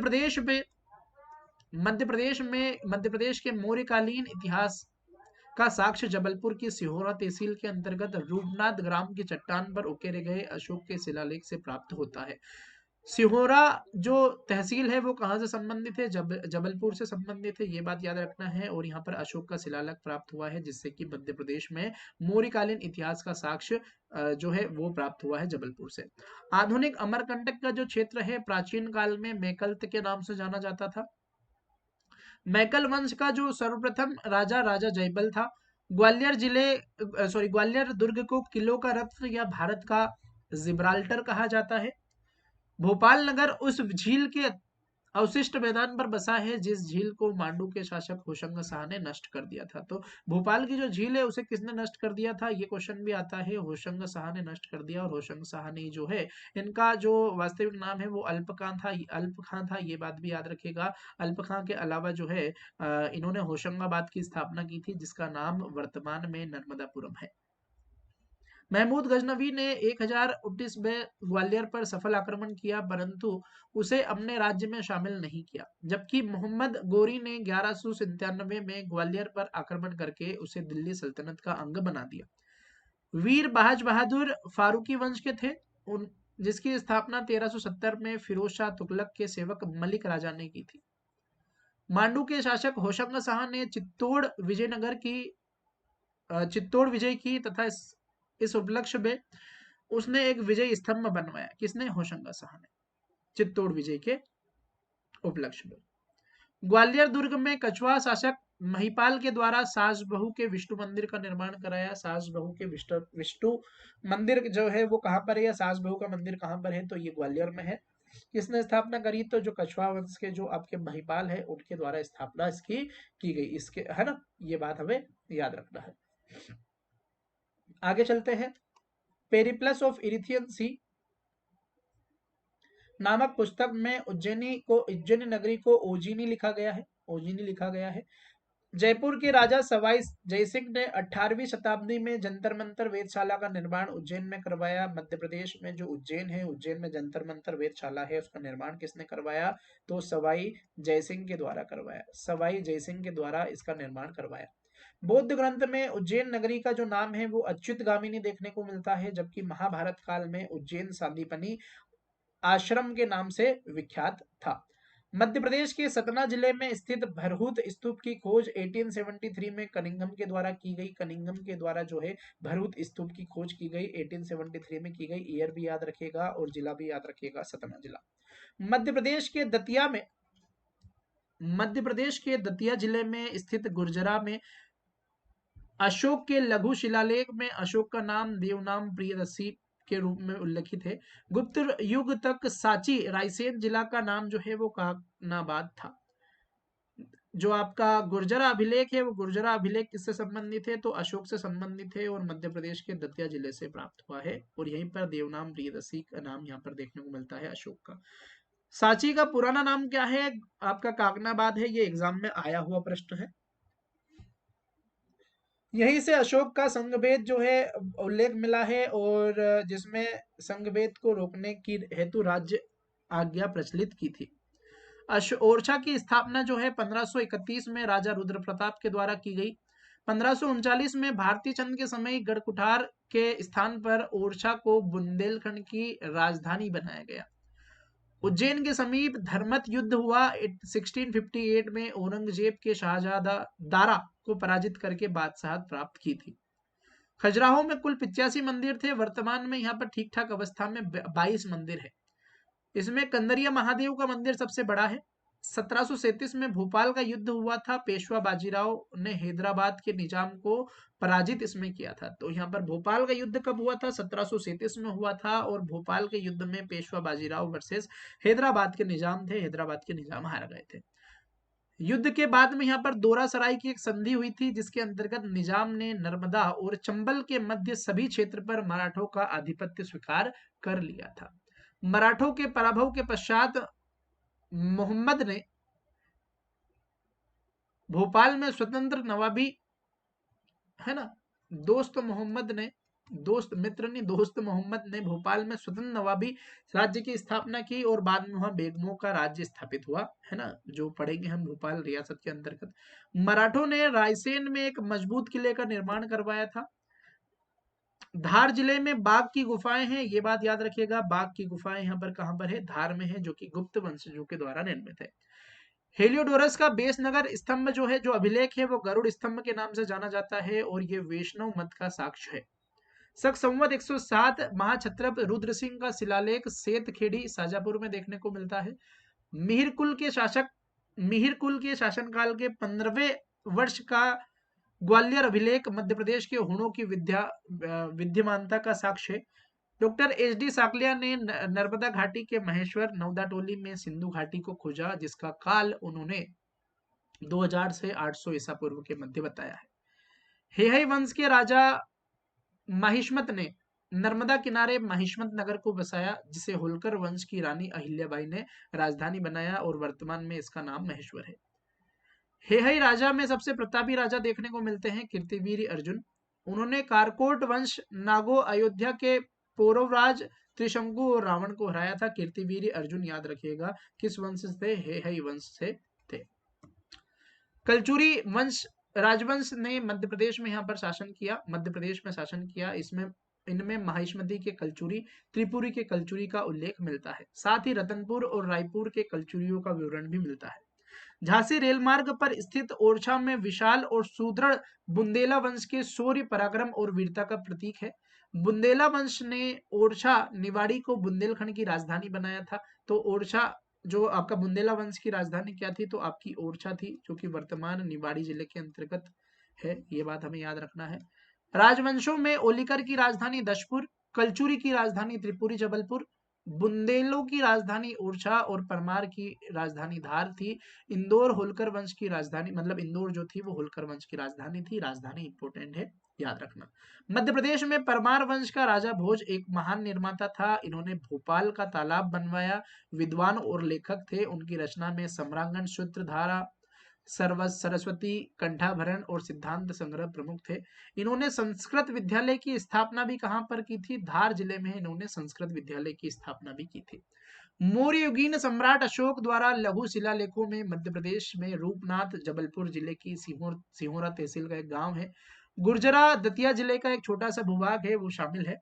मौर्य सम्राट अशोक के लघु शिलालेखों को मध्य प्रदेश के स्थानों रूपनाथ, गुर्जरा, सारोमारो, सांची, पनगुडरिया में से मध्य प्रदेश के सीहोर जिले के अंतर्गत पनगुडरिया नामक स्थान से भी शिलालेख प्राप्त हुए हैं। ठीक है, ये बात हमें याद रखना है। पनगुडरिया गांव कहाँ है? सीहोर जिले के अंतर्गत। महाभारत के युद्ध में मध्य प्रदेश के निम्न क्षेत्र के राजाओं ने पांडवों की ओर से युद्ध लड़ा। तो पांडवों की ओर से जो युद्ध लड़ा वो किसने लड़ा? वत्स, काशी और चेदी और दशाण ने, है ना। और मत्स्य जनपद के राजाओं ने अपनी सेनाओं को पांडवों की ओर से सहायता दी। ठीक है, तो पांडवों की ओर से वत्स, काशी, चेदी, दशाण और मत्स्य जनपद। ठीक है, 1531 में रुद्र प्रताप ने ओरछा टिकमगढ़ को अपनी राजधानी बनाया। ओरछा टिकमगढ़ को राजधानी रुद्र प्रताप सिंह ने कब बनाया? 1531 में बनाया। 1075 में पन्ना को राजधानी बनाया छत्रसाल बुंदेला ने। और 1707 में मुगलों से राजा की उपाधि इन्होंने प्राप्त की, राजा छत्रसाल। ठीक है, औरंगजेब के द्वारा। होलकरों की राजधानी इंदौर थी। इंदौर के होलकर वंश के संस्थापक मल्हारराव होलकर थे, ये बात याद रखिएगा। औरंगजेब की मृत्यु हो गई 1707 में, है ना। होलकर वंश के संस्थापक मल्हारराव होलकर। 1766 में मल्हारराव की मृत्यु हो गई और उनके बाद में उनकी जो पुत्र वधु थी अहिल्याबाई, अहिल्याबाई ने कार्यभार संभाला और जिनकी राजधानी इंदौर थी, फिर उन्होंने स्थानांतरित कर दी थी। आगे चलते हैं। पाली ग्रंथ से पता चलता है कि बुद्ध काल में अवंती की राजधानी उज्जैनी थी, जहां का राजा राजा प्रद्योत था, जो पुलिक का पुत्र था, है ना। कौरव पांडवों के बीच लड़ा गया महाभारत युद्ध में मध्य प्रदेश के निम्न क्षेत्र के राजाओं ने अपनी सेना सहित कौरवों का साथ दिया, जो कि माहिष्मत के नील, अवंती के बिंद, भोज, अंधक, विदर्भ और निषद थे। राम का पुत्र जो कुश है, वो कुश दक्षिण कौशल छत्तीसगढ़ के राजा बने थे। और शत्रुघ्न के पुत्र जो शत्रुधाती थे, वो दशाण विदिशा पर उन्होंने शासन किया था, जिसकी राजधानी कुशावती थी। इंडियाल किट्स का राजदूत जो था उसका नाम था हेलियोडोरस, जो कि शुंग वंश के शासक भागभद्र के 14वें वर्ष में विदिशा में स्थित उनके राज दरबार में आए थे। और उन्होंने, जो हेलियोडोरस है, हेलियोडोरस ने विदिशा में गरुड़ स्तंभ की स्थापना भी की थी। सातवाहन नरेश, है ना। ये सारे क्वेश्चन है कि इंडियल किड्स का राजदूत कौन था? हेलियोडोरस। किस वंश के शासन काल में आया था? तो शुंग वंश के शासन काल में। किस क्या नाम था? भागभद्र। कहां पर आया था? विदिशा में आया था। किसकी स्थापना की? गरुड़ स्तंभ की। गरुड़ स्तंभ की स्थापना कहां पर की? विदिशा में की। विदिशा में गरुड़ स्तंभ की स्थापना किसके द्वारा की गई? हेलियोडोरस के द्वारा की गई। इन्होंने भागवत धर्म ग्रहण किया था, ये बात भी याद रखिएगा। सातवाहन नरेश अपिलक के तांबे का सिक्का मध्य प्रदेश से प्राप्त हुआ है, जो कि यह स्पष्ट करता है कि मध्य प्रदेश के भूभाग पर सातवाहन का ने भी शासन किया है। शहरात वंश के प्रथम शासक भूमक के सिक्के मध्य प्रदेश के मालवा क्षेत्र से प्राप्त हुए, जिससे यह पता चलता है कि इन्होंने भी शासन किया है ना। गौतमी पुत्र सातकर्णी के पुत्र वशिष्ठ पुत्र मूलभावी के नासिक गुहालेख में उनके द्वारा विजित मध्य प्रदेश के अनूप, नर्मदा घाटी का क्षेत्र, आकार, पूर्वी मालवा और अवंती पश्चिमी मालवा की स्थिति देखने को मिलती है। मौर्य सम्राट अशोक ने उज्जैनी जाते जाते विदिशा की श्रेष्ठी की पुत्री से श्रीदेवी से विवाह किया और इसी से अशोक के पुत्र महेंद्र और पुत्री संघमित्रा का जन्म हुआ। ठीक है, यहाँ पर श्रीदेवी, है ना, इनकी श्रेष्ठी की पुत्री श्रीदेवी, ये बात आपको याद रखना है। और इनके दो बेटे बेटी, है ना, आपके महेंद्र और संघमित्रा। ठीक है, आगे चलते हैं। कुषाण वंश का जो सर्वप्रथम महत्वपूर्ण राजा कुजुल कड़फिशेस था, उनकी मृत्यु के पश्चात विम कड़फिशेस जो है उत्तराधिकारी बना और उनका एक सिक्का जो है मध्य प्रदेश के विदिशा जिले से प्राप्त हुआ है। विम कड़फिशेस का उत्तराधिकारी कनिष्क प्रथम के 324 सिक्के कहां से प्राप्त हुए हैं? तो ये जो है ये शहडोल से प्राप्त हुए हैं। पुराणों के अनुसार पता चलता है कि पद्मावती में नाग वंश का शासक था। पद्मावत में या पद्मावती में किस वंश का शासक था? नाग वंश का शासक था। ठीक है। पद्मावती की पहचान मध्य प्रदेश के ग्वालियर के समीप स्थित आधुनिक पद्म पवैया नामक स्थान से हुई थी। पद्म पवैया अर्थात ग्वालियर आप लोग लगा देना। ठीक है। मध्य प्रदेश के बघेलखंड क्षेत्र में रीवा मंडल में मध्यराज का वंश का शासन था। इस वंश का प्रथम ज्ञात राजा था काशीपुत्र। भीमसेन के पुत्र कोतनीपुत्र पोटसोरी ने अपनी राजधानी बांधवगढ़ को बनाया। अनुश्रुति के अनुसार या जनश्रुति के अनुसार राजा नल ने नलपुर को बसाया, जो कि आधुनिक शिवपुरी जिले में नरवर के रूप में विद्यमान है।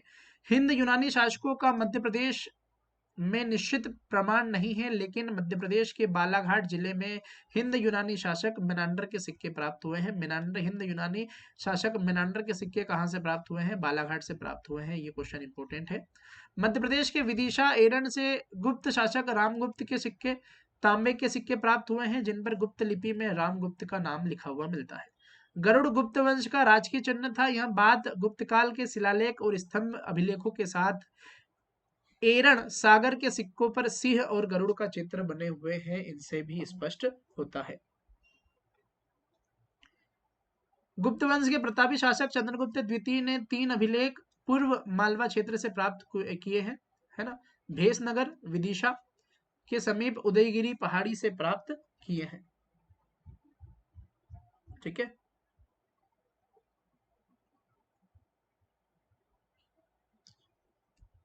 510 का प्रस्तर स्तंभ लेख मध्य प्रदेश के सागर जिले के एरन से प्राप्त होता है, जो कि भानु प्रताप का था।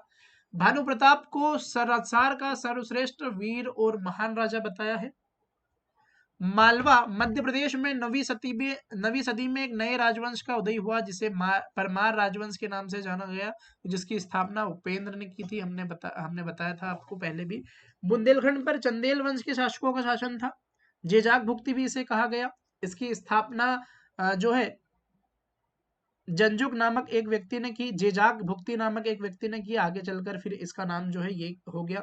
राजा भोज एक उच्च कोटि के कवि और लेखक थे। सिद्धांत संग्रह, सरस्वती कंठाभरण, सम्रांगण, सूत्रधार, तत्व प्रकाश, योग सूत्रवृत्ति, विद्या विनोद आदि अनेक ग्रंथों की रचना की, इसलिए उन्हें कविराज की उपाधि भी दी गई।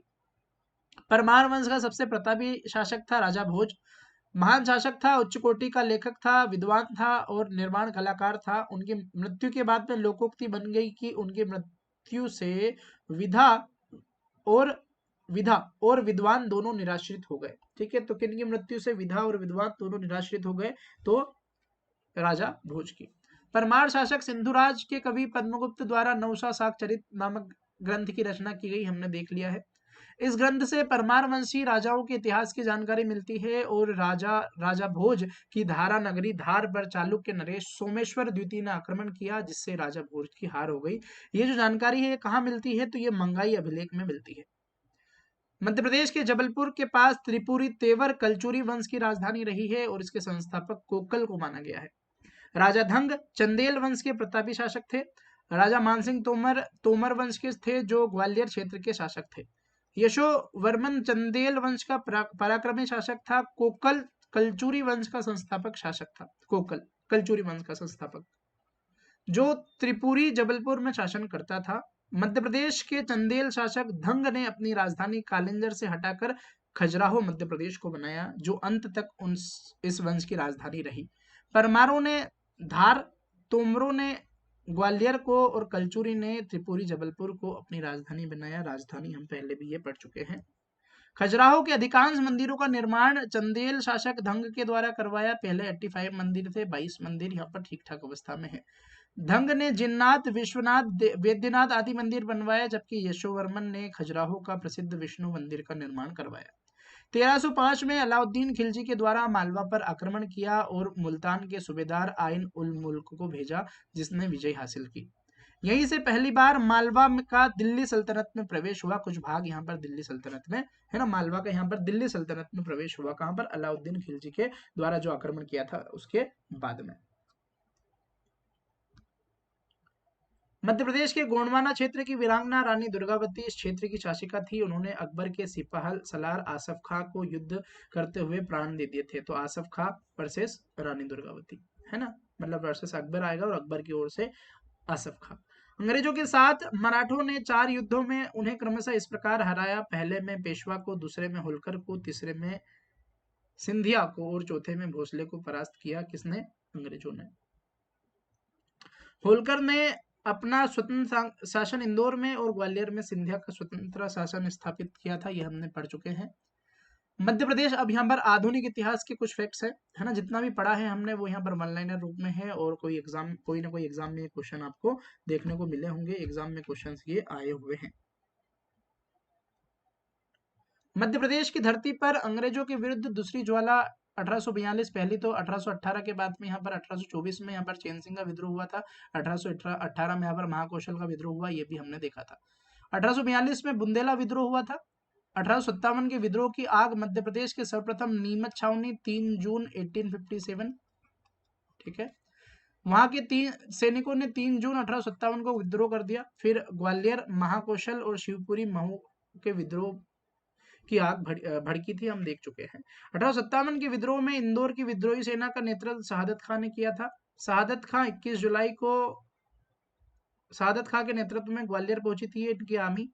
देशभक्त और महान योद्धा तात्या टोपे के साथ में मानसिंह, उनके जो मित्र थे ग्वालियर के, सिंधिया के सामंत थे, उन्होंने यहाँ पर विश्वासघात कर लिया और अंग्रेजों के हाथों उन्हें गिरफ्तार करवा दिया गया और 18 अप्रैल 1859 को उनको फांसी दे दी गई शिवपुरी में। इस प्रकार थोड़े से लालच में गद्दार मानसिंह ने 1857 के इस वीर सेनानी को पकड़वा दिया। स्वतंत्र समर में के प्रथम शहीद माने जाने वाले किसे माना जाता है? प्रथम शहीद मध्य प्रदेश का कुंवर चैन सिंह को। मध्य प्रदेश के नरसिंहगढ़ के राजकुमार थे, उन्होंने अंग्रेजों के विरुद्ध विद्रोह करके वीरता की नई इबारत लिखी थी।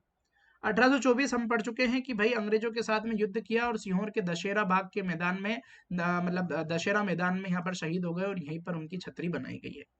1824 में कुंवर चैन सिंह की ढाल बनकर 2 अंगरक्षक थे, उनके 2 अंगरक्षक मुस्लिम समुदाय से थे, हिम्मत खां और बहादुर खां। इनकी कब्र भी सीहोर दशहरा मैदान में ही है, उनकी कब्र के पास में। मध्य प्रदेश के होशंगाबाद में क्रांति का सूत्रपात 1857 के अक्टूबर माह में हुआ, जब ठाकुर दौलत सिंह के नेतृत्व में विशाल जनसमूह में ने नेमावर तहसील जो है उसमें विद्रोह का झंडा ऊंचा किया। 1 जुलाई 1857 में यहाँ पर भड़के इंदौर विद्रोह के समय यहाँ का जो कर्नल था वो ड्यूरन था, जिसने सैनिकों को खजाना महू भेजने का आदेश दिया, जिसे इंदौर की सैन्य टुकड़ियों ने मानने से इनकार कर दिया। अमझेरा के राजा बख्तावर सिंह थे और बख्तावर सिंह मालवा के पहले शासक थे जिन्होंने कंपनी के शासन को अंत करने का बीड़ा उठाया था। धार के अमझेरा शासक थे बख्तावर सिंह, ठीक है। बख्तावर सिंह ने यहाँ पर बढ़ चढ़कर हिस्सा लिया था और बाद में इनको जो है फांसी दे दी थी इंदौर में। 1857 के जो क्रांतिवीर है तात्या टोपे, उनको 18 अप्रैल 1859 को शाम को एक बड़े जन समुदाय के समक्ष शिवपुरी में पेड़ पर लटकाकर फांसी दे दी गई। 1857 में भोपाल की गड़ी बम्बा पाली के जागीरदार वंशज फाजिल मोहम्मद और आदिल मोहम्मद ने विद्रोह का झंडा बुलंद किया और यहाँ पर जो है फाजिल मोहम्मद जो है वो मृत्यु हो गई इनकी, ठीक है। ये क्वेश्चन में 2019 पीएससी में आया है। मध्य प्रदेश के मंडला बाद में हुई थी मृत्यु, मतलब, ठीक है। और मध्य प्रदेश के मंडला जिले के स्वतंत्रता आंदोलन में वीर सेनानियों में रामगढ़ की अवंतीबाई का मुख्य योगदान प्राप्त है। रानी ने अंग्रेजों के साथ जमकर लोहा लिया और अंत में वीर गति को प्राप्त हो गई। जल्दी से कमेंट करके बताइए कि अवंतीबाई की जो आपकी सहायिका है उनका नाम क्या है, उनकी सहायिका का नाम क्या है रानी अवंतीबाई के। नरसिंहपुर में 1842 के विद्रोह से लेकर 1857 के विद्रोह तक प्रमुख नेता मेहरबान सिंह थे। वह अंग्रेजों से लोहा लेता रहा। 1942 के भारत छोड़ो आंदोलन की मध्य प्रदेश की शुरुआत ग्वालियर रियासत की विदिशा से हुई। 2 अक्टूबर 1942 को सत्याग्रहियों ने मंडलेश्वर जेल के विशालकाय मुख्य द्वार को तोड़ा और चौराहे पर अंग्रेजों के विरुद्ध सभा की। झंडा सत्याग्रह में राष्ट्रीय ध्वज फहराने के मामले में पंडित सुंदरलाल को 6 माह की कारावास हुई, हम पढ़ चुके हैं। देखो यहाँ पर रिवीजन भी हो रहा है आपका। शिवनी जेल में, मध्य प्रदेश की शिवनी जेल में सुभाष चंद्र बोस, शरद चंद्र बोस, आचार्य विनोबा भावे, पंडित द्वारका प्रसाद मिश्र, एचवी कामत जैसे स्वतंत्रता संग्राम के सेनानियों को बंदी बनाया गया। भील बहुल जाफवा क्षेत्र में विदेशी वस्तु बहिष्कार जैसे आंदोलन चलाए गए। तिलक के नेतृत्व में 1891 में नागपुर में संपन्न अधिवेशन में मध्य प्रांत और मालवा में अनेक स्थानों पर गणेश उत्सव और शिवाजी उत्सव का आयोजन किया गया। 1885 में गठित कांग्रेस समिति के मध्य भारत से बापूराव, दादा किनखेड़े, गंगाधर चिटनीस, गोपाल हरि भिंडे और अब्दुल अजीज ने भाग लिया। 1937 में भोपाल राज्य हिंदू सभा के अधिवेशन मास्टर लाल सिंह, पंडित उद्धव दास मेहता और डॉक्टर जमुना प्रसाद मुखरैया गिरफ्तार किए गए थे। ग्वालियर के सिंधिया और भोपाल के नवाब ने 1857 के विद्रोह में अंग्रेजों का साथ दिया था। भोपाल का नवाब था हमीदुल्ला खां, 2 बार चेंबर ऑफ प्रिंसेस नरेंद्र मंडल के अध्यक्ष बने थे। चेंबर ऑफ प्रिंसेस के अध्यक्ष कौन बने थे? हमीदुल्ला, जो कि भोपाल के नवाब थे। 1818 में यहाँ पर अंग्रेजों के विरुद्ध विद्रोह का चिंगारी सर्वप्रथम महाकौशल क्षेत्र में फैला था और अप्पाजी भोसले जो है उन्होंने यहाँ पर जो है अप्पाजी भोसले ने नेतृत्व किया था। इसके बाद 1833 में रामगढ़ नरेश जुझारू सिंह के पुत्र देवनाथ सिंह ने अंग्रेजों के विरुद्ध एक असफल विद्रोह किया। 1842 में दुर्गम की संधि से नाराज होकर चंद्रपुर के राजा जो चंद्रपुर के जवाहर सिंह बुंदेला, भरहुत के मधुकर शाह और मदनपुर के गोंड मुखिया ढिल्लन शाह के साथ शाह हीरापुर के हृदय शाह ने अंग्रेजों के विरुद्ध बगावत की और इन्होंने बुंदेला विद्रोह स्टार्ट किया। ठीक है, बुंदेला विद्रोह स्टार्ट किया। फिर यहाँ पर भी इनको किसी ने धोखा दे दिया था और ये पकड़ा गए थे और इनको फांसी दे दी गई थी। किनको? मधुकर शाह को। 3 जून 1857 को नीमच में पैदल और घुड़सवार टुकड़ियों ने रात 9 बजे विद्रोह किया। टुकड़ियों ने विद्रोह किया और नीमच छावनी के बंगलों में आग लगा दी। इसी बीच कर्नल सीबी सोबर्स ने राजपूत सैनिकों के साथ उदयपुर में आकर नीमच के किले पर अधिकार कर लिया।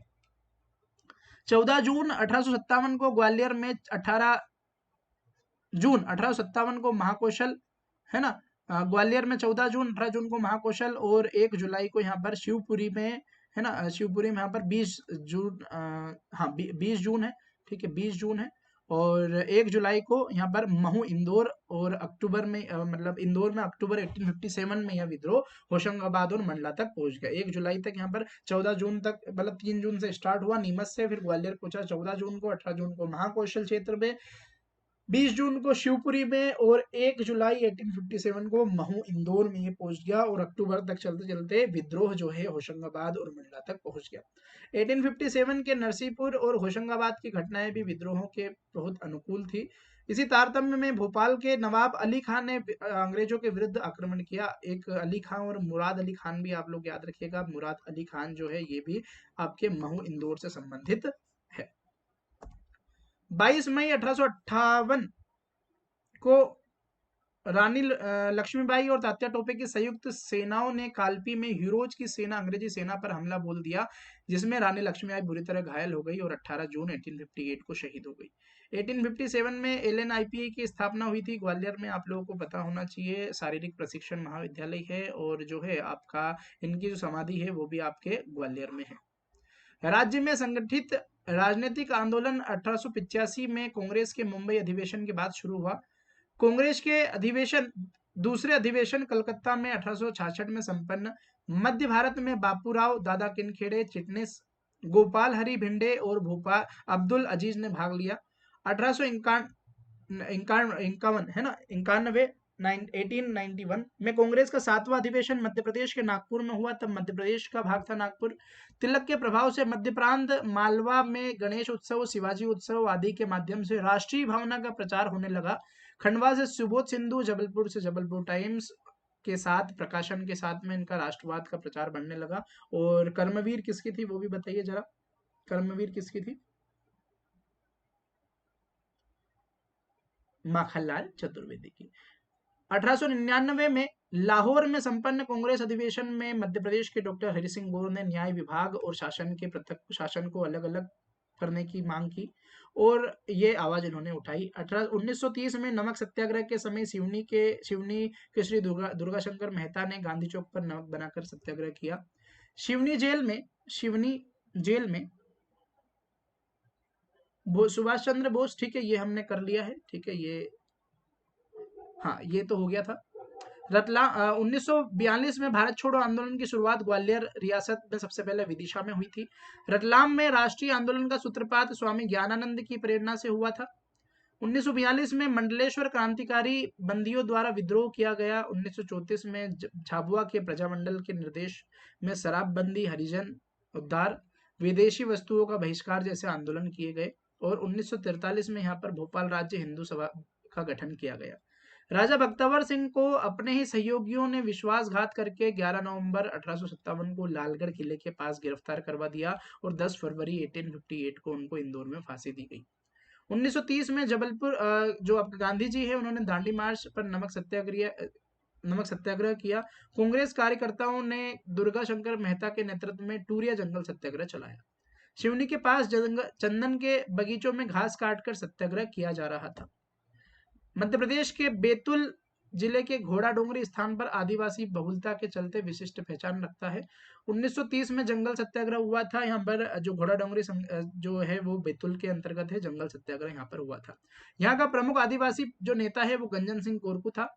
छतरपुर रियासत में चरण पादुका में स्वतंत्रता सेनानियों की सभा पर बिना किसी चेतावनी की भीड़ पर उन्होंने अंधाधुंध गोलियां चला दी। इसमें कई स्वतंत्रता सेनानी शहीद हो गए।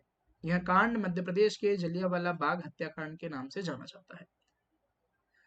14 जनवरी 1931 को मकर संक्रांति के दिन चरण पादुका में हो रही स्वतंत्रता सेनानियों सभा पर गोलियां चलाने का आदेश जो दिया गया था वो पॉलिटिकल एजेंट फिशर ने दिया था।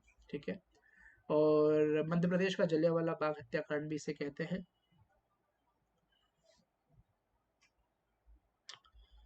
1931 को दिल्ली से मुंबई जा रही पंजाब मेल में खंडवा से वीर यशवंत सिंह, देवनारायण तिवारी और दलपत राव ट्रेन में सवार अंग्रेज अफसर हेक्सर मेजर शाह की और उनके पालतू कुत्ते को इन्होंने मार दिया था। पंजाब मेल के हत्याकांड जो वीर यशवंत सिंह, देवनारायण और दलपत शाह को गिरफ्तार कर लिया और 10 अगस्त 1931 को खंडवा की अदालत में इन पर मुकदमा चलाया गया। 11 दिसंबर 1931 को यशवंत सिंह और देवनारायण को जबलपुर भेजा गया और बाकी के बचे जो आपके दलपत शाह था इनको यहाँ पर काला पानी की सजा सुना दी गई। 15 अगस्त 1942 में यहाँ पर एक बड़ा जुलूस और सभा आयोजित की गई थी जिसकी बागडोर एक बेटिक छात्र 19 वर्ष का उदय चंद जैन संभाल रहे थे और पुलिस ने बर्बरता से गोली चला दी और उदय चंद जी जो है वो शहीद हो गए। मंडला से संबंधित 12 अगस्त 1942 को बैतूल में पट्टन बाजार में आंदोलनकारी भीड़ ने पुलिस की वर्दी उतारकर उन्हें खादी के वस्त्र धारण करवा दिए। इस आंदोलन का मुख्य नेता महादेव तेली था जो शहीद हो गया। 6 सितंबर 1942 को इंदौर के सराफा पे सत्याग्रहियों के दौरान पुलिस ने लाठीचार्ज किया, उसके बाद गोलियां चलाई। इसमें मगनलाल ओसवाल को गोली लगी थी, ये इंपॉर्टेंट है। मरे नहीं थे वैसे ये, है ना, बाद में मरे थे, मतलब गोली लगने से नहीं मरे थे। झाबुआ में कर वृद्धि विरोधी आंदोलन 1935 चलाया गया। रीवा राज्य के कृपालपुर में लाल पद्मधर सिंह, ये भी हमने पढ़ा है, जितना भी हमने पढ़ा है वो वन लाइनर के रूप में आपके सामने है। पद्मधर सिंह बघेल की शहादत 13 अगस्त 1942 को जुलूस पर गोलियां चलाने के से यहाँ पर इलाहाबाद में हुई। रीवा के शेर कहे जाते हैं ये, है ना, पद्मधर सिंह राष्ट्रीय झंडे के लिए पुलिस के सामने सीना तानकर खड़े हो गए थे, है ना। भोपाल में यहाँ पर जो 14 फरवरी 1849 को उदयपुर तहसील पे जो नर्मदा के किनारे बोरस घाट पर गोली कांड करवाया था, है ना, जो भोपाल के नवाब है उनने, जिसमें हाथ में राष्ट्रीय ध्वज थामे भोपाल के जो कर्नल है उन्होंने, ठीक है, सॉरी, राष्ट्रीय ध्वज थामे 4 नौजवान छोटे लाल, धन सिंह, मंगल लाल और विशाल सिंह शहीद हो गए और बोरस के इन वीरों ने झंडा हाथ से नहीं गिरने दिया। मध्य प्रदेश के 1923 में यहाँ पर राष्ट्रीय क्या हुआ था, झंडा सत्याग्रह हुआ था जबलपुर में। राष्ट्रीय ध्वज की संप्रभुता अस्मिता को लेकर जबलपुर में झंडा सत्याग्रह हुआ और जबलपुर नगर पालिका भवन पर झंडा फहराया उन्होंने। 1923 में जबलपुर में आरंभ हुए झंडा सत्याग्रह का निर्देशन देवदास गांधी, राम गोपालाचार्य और डॉक्टर राजेंद्र प्रसाद ने किया, जबकि नागपुर में झंडा सत्याग्रह का नेतृत्व भगवान दीन एवं पूर्ण चंद्र ने किया।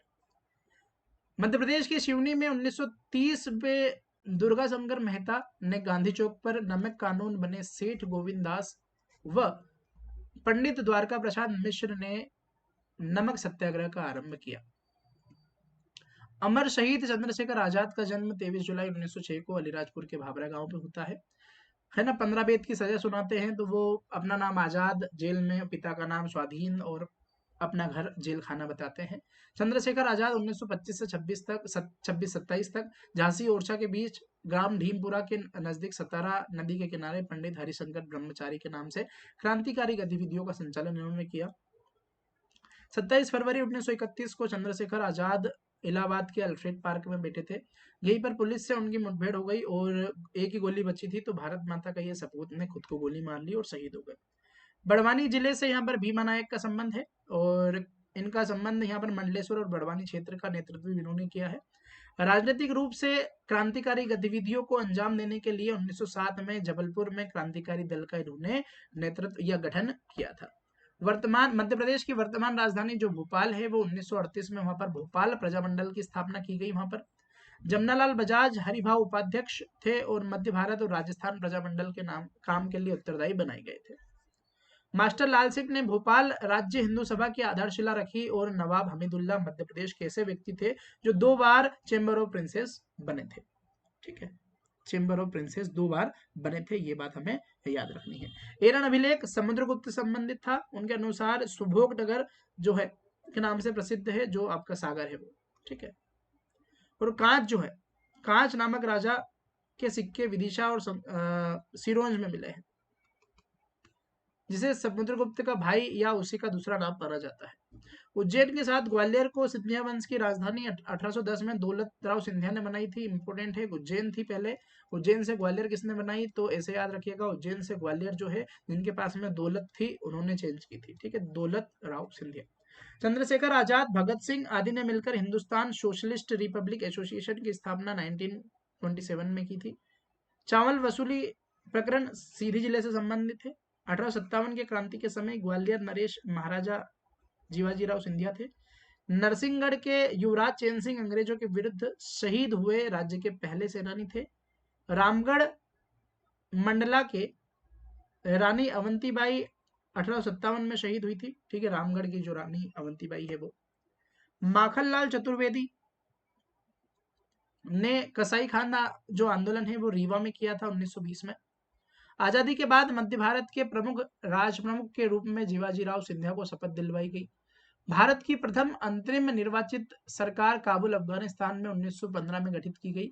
इसके प्रधानमंत्री मौलाना बरकतुल्ला थे। पहला झंडा सत्याग्रह जबलपुर में हुआ था। महादजी सिंधिया ने दिल्ली पर कब्जा करके मुगल शासक शाह आलम को मुक्त करवाया। आजादी के बाद मध्य भारत के प्रमुख जो पहले राज प्रमुख थे वो जीवाजीराव सिंधिया को मतलब राज प्रमुख के रूप में जीवाजीराव सिंधिया को शपथ दिलवाई मध्य भारत के। प्रथम स्वतंत्रता संग्राम के समय दिल्ली के शहजादा हुमायूं और बलायती देवती और सिंधिया के कुछ सैनिकों की सहायता से एक स्वतंत्र राज्य की स्थापना की और फिरोज शाह के नाम पर मंसूर पर शासन किया। कर्नल ड्यूरेंड स्कॉट को लुड़ो और कोब को भोपाल की सिकंदर जहां बेगम ने शरण दी थी 1857 के समय। 1857 के विद्रोह में ग्वालियर के सिंधिया और भोपाल की बेगम ने अंग्रेजों का साथ दिया था और गतिविधि स्टार्ट हुई थी। राष्ट्रीय कांग्रेस की गतिविधि शुरुआत हुई थी मध्य प्रदेश में 1904 से। असहयोग आंदोलन के प्रदेश में नेतृत्व करता थे प्रभाकर डुंडीराज। स्वामी ज्ञानानंद की प्रेरणा से राष्ट्रीय आंदोलन शुरू किया गया था रतलाम में। 15 अगस्त 1947 को स्वतंत्रता के पश्चात मध्य प्रदेश की सभी रियासत को भारतीय संघ में मिला दिया था और जो भोपाल राज्य है वो कब मिलाया गया था, 1 जून 1949 में। ठीक है, तो ये कुछ इंपॉर्टेंट फैक्ट्स है। आई होप आप लोगों को ये क्लास अच्छी लगी होगी। अगर आप लोगों को अच्छी लगी तो आप प्लीज़ इसे अपने दोस्तों के साथ शेयर कीजिएगा। ठीक है, पीडीएफ आपको इस टेलीग्राम चैनल पर मिल जाएगा। आप सर्च कीजिएगा परीक्षा साथी के नाम से, वहाँ पर आप लोगों को इसकी लिंक मिल जाएगी। ठीक है, परीक्षा साथी के नाम से आप सर्च कीजिएगा या फिर ये टाइप कर दीजिएगा टेलीग्राम पर, तो वहाँ पर आपको इसकी पीडीएफ मिल जाएगी। आप सभी लोगों का बहुत बहुत धन्यवाद। Thank you very much. मिलते हैं अगले वीडियो में।